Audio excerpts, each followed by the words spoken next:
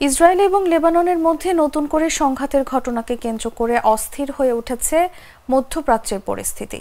এমন অবস্থায় মধ্যপ্রাচ্যে আরও সেনা পাঠানোর ঘোষণা দিয়েছে যুক্তরাষ্ট্র।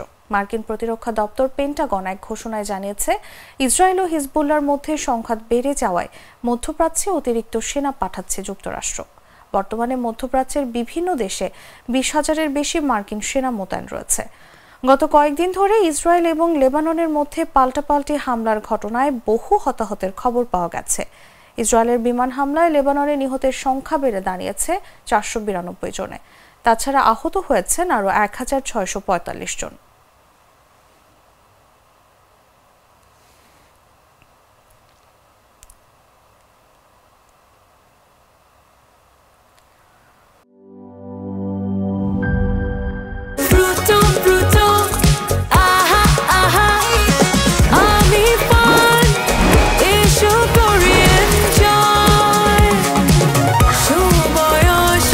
প্রাণ ফ্রুটো, সময় অসময় ফ্রুটোময়।